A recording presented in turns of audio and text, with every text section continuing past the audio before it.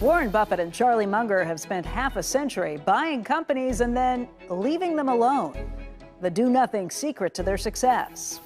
It's one of the 10 biggest companies in the world by market capitalization. Its 360,000 employees work in offices around the globe. But Berkshire Hathaway's sprawling operations are headquartered here from 2 floors leased in a building in Omaha, managed by a staff of just 24 people. It's different because of the 2 men at the top, Warren Buffett and Charlie Munger.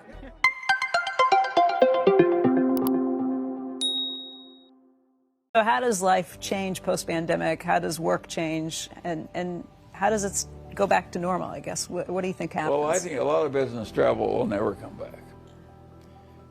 Just corporation after corporation deciding 1 meeting a year, 2 meetings a year in person and the rest Zoom. And I think that's here to stay. And of course, what's happened to office demand is just, think of the agonies in that field now. And a lot of people have found they don't need to be there. I think all kinds of things are going to happen that we don't go back to what we did before. Some of our businesses will change a lot and some of them won't change hardly at all. It'll be interesting. I would say this, in terms of the whole pandemic, in terms of predicting both the economic and how the virus would behave, you know, it's surprised us in a lot of ways. It's surprised, you know, at the end, we still don't know. We know a lot about this virus. There's a lot of things we don't know yet. And if you look at the graphs of how it's hit different countries and everything, it just shows you how a very advanced economically world can get disrupted by something that in ways that even when you're in it, you can't predict. And the economic impact has been this extremely uneven thing where, I don't know how many, but many hundreds of thousands or millions of small businesses have been hurt in a terrible way. Most of the big companies overwhelmingly have done fine unless they happen to be in cruise lines or, you know, or hotels or something. But some people did better than we did. Again, the Chinese simply, totalitarian state, they simply shut down the country for 6 weeks. And that turned out to be exactly the right thing to do. And they didn't let any contact. You picked up your groceries in a box in the apartment, and that's all the contact you had with anybody for 6 weeks. And when it was all over, they kind of went back to work. It happened, they did it exactly right.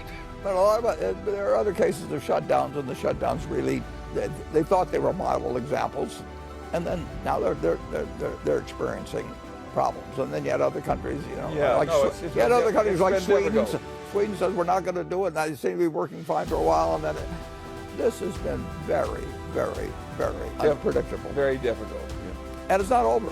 I mean, in terms of the unpredictability, and in terms of the economic, it's been very unpredictable, but it's worked out better than people anticipated for most people and most businesses. And it's just, for no fault of their own, it's just decimated all kinds of people and their hopes. And those we want to, you know, the government should be helping. But for some businesses, it didn't create just a return to normal. It created fabulous success they didn't anticipate. Yeah. The auto dealers are coining money that they wouldn't have had except for the pandemic. And all of the dealers, we have partners in each dealership, they very sincerely felt that they were going to have one hell of a problem. In March and April, some might have wanted to go in for the assistance from the government. We wouldn't let them because of a rich parent, but they honestly believed it. We honestly believed it.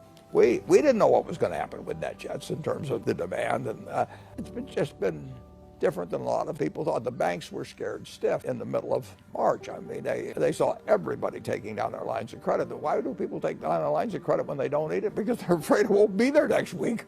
And if you get enough people believing something won't be there next week in banking, it won't be there next week, absent the Federal Reserve. One thing that maybe surprised you most, something you learned the last year? Well, I learned that people don't know as much as they think they know, but the biggest thing you learn is that the pandemic was bound to occur, and this isn't the worst one that's imaginable at all. Society has a terrible time preparing for things that are remote, that are possible, and will occur sooner or later. There'll be another pandemic. We know that. We know there's a nuclear, chemical, biological, and now cyber threat, and we know, each one of those has terrible possibilities, and we do some things about it, but it's just not something that society seems particularly capable and fully coming to grips with. The cyber threat, that we've just started.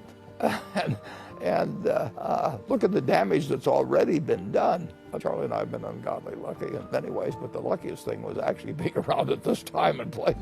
And we also have these problems on how to 200 countries with over 7.5 billion people and a lot of tensions between them and all sorts of things and different systems of selected governments and all that. How do we actually do this so that mankind 50 and 100 and 200 years from now should enjoy the incredibly better life that could be enjoyed while not screwing it up?